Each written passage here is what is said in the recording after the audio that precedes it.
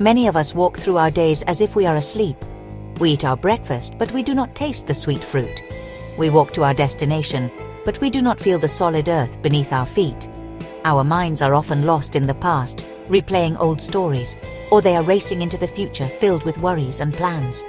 We are not truly present in the one moment we have, which is the present moment. This way of living can bring much suffering and confusion. We feel a gentle knock inside, a quiet question asking if there is another way to live, a way with more peace and clarity.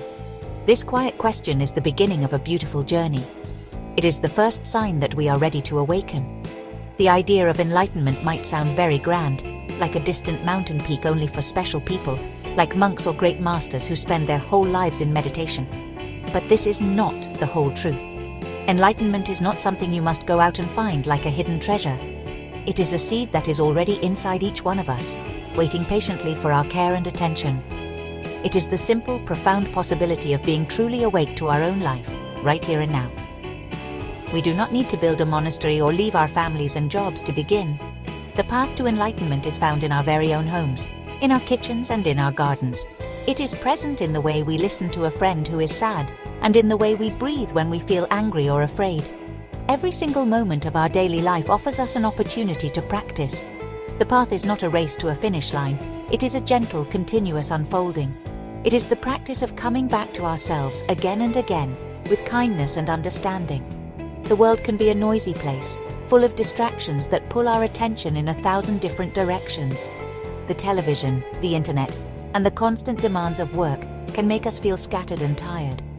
We might feel like we are just reacting to life instead of truly living it.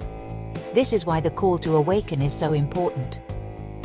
It is an invitation to come home to our true selves, to find a place of stillness and peace inside, no matter what is happening outside. This journey begins with a single, simple choice: the choice to be present. So what is this enlightenment we speak of? Let us not use complicated words that build a wall around the idea. In simple terms, enlightenment is seeing things as they truly are. It is the end of our confusion and our wrong ideas. Imagine you are in a dark room and you think a rope on the floor is a snake. You feel great fear. Then someone turns on a light. You see clearly that it is only a rope. Your fear disappears instantly. The light is enlightenment. It does not add anything new to the room. It simply reveals what is already there, freeing you from your fear and misunderstanding. This clarity brings with it a deep sense of peace. When we are not lost in our worries about what might happen tomorrow, or our regrets about what happened yesterday, we can find joy in the present moment. This peace is not dependent on having everything we want, or on life being perfect. It is a peace that comes from within. It is the calm acceptance of life as it is, with all its joys and its sorrows. It is knowing that we can handle the waves of life because we have found a calm anchor of awareness deep inside our own being. This is the freedom that enlightenment offers to us. Many people seek enlightenment because they are tired of suffering. They are tired of the anger, the jealousy, the fear, and the sadness that seem to follow them everywhere. They see that chasing after money, power, or pleasure does not bring lasting happiness. These things are like salty water.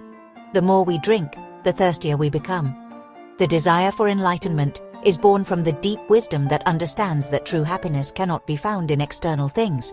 It must be cultivated within our own hearts and minds. It is the search for a well of fresh water that will never run dry. Enlightenment is also about connection. When we wake up, we see that we are not separate from others or from the world around us. We see the flower, and we know that the flower is also us. It is made of non-flower elements, like sunshine, rain, and soil. We too are made of non-us elements: our parents, our food, the air we breathe. This deep seeing is called into being. When we understand into being, our compassion grows naturally. We know that harming another is harming ourselves. We feel a deep love not just for our friends and family, but for all living things. The path to this awakening is paved with simple, everyday actions. The most basic and powerful practice is mindful breathing. Your breath is always with you, a loyal friend. You can return to it at any time. Simply sit for a few minutes and follow your in-breath and your out-breath. As you breathe in, know that you are breathing in. As you breathe out, know that you are breathing out. You do not need to change your breath. Just be aware of it. This simple act brings your mind back to your body and anchors you firmly in the present moment, away from the storms of thought. Another beautiful practice is mindful walking. You can practice this anywhere, on your way to work, in a park, or even in a hallway. Walk slowly and with intention. Feel the contact of your feet with the ground. With each step you can say silently to yourself, I have arrived, I am home. You are not rushing to get somewhere else. Your destination is each step. You're arriving in the here and now. This practice transforms a simple action into a profound meditation, bringing peace and solidity with every single step you take on our beautiful planet. You can also practice mindful eating. Often we eat so quickly that we do not even taste our food. Try to eat one meal a day in silence, or at least the first few bites. Look at your food. See the sunshine, the rain, and the farmer's hard work that are present in your bowl of rice. Chew your food slowly and be aware of all the flavors and textures. When you eat this way, your meal becomes a deep experience of gratitude and connection with the earth. You are truly nourishing your body and your mind at the same time, which is a wonderful practice of love. Deep listening is another essential practice for cultivating enlightenment. When someone is speaking to you, especially when they are sharing their suffering, listen with all of your attention. Do not think about what you will say next, just listen with compassion. Your goal is to give the other person a chance to be heard and to empty their heart. By offering your true presence, you create a space for healing to happen. You help relieve their suffering, and in doing so, your own heart opens and your own understanding deepens. This is the practice of compassion in action. You do not need to wait for a special day to begin. The path to enlightenment is not a distant goal, it is available in this very moment. When you wash the dishes, you can just wash the dishes. Feel the warm water on your hands. Be aware of each plate as you clean it. The purpose of washing the dishes is not just to have clean dishes. The purpose is to be fully alive while you are washing them. In this way, even a chore can become a sacred act, a moment of peace and mindfulness. Life is full of these opportunities if we only open our eyes to them. Imagine a mother smiling at her sleeping child. In that moment, she is not thinking about the past or the future. She is completely present, filled with love and peace. This is a moment of enlightenment. Or think of a gardener tending to her plants, feeling the soil in her hands and the sun on her back. She is connected to the earth and to the miracle of life. This too is a moment of enlightenment. These moments are not rare, they are all around us, waiting for us to notice.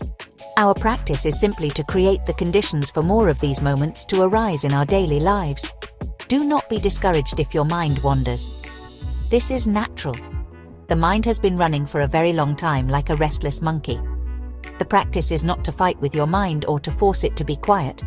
The practice is to gently and kindly bring it back again and again, to your breath or to your steps. Each time you notice your mind has wandered and you bring it back, you are strengthening your muscle of awareness. Be patient and compassionate with yourself, just as you would be with a small child who is learning to walk. Every small step you take on this path matters. Every mindful breath, every conscious step, every compassionate word waters the seed of enlightenment within you. You do not need to make a great effort. A gentle, steady practice is more effective. The kingdom of God, the pure land of the Buddha, is not in some other place. It is in your own heart, accessible in the present moment. By walking the path of mindfulness, you are not only creating peace and happiness for yourself, but you are also becoming a source of peace for everyone around you. Your every step can be peace. Your every breath can be a flower.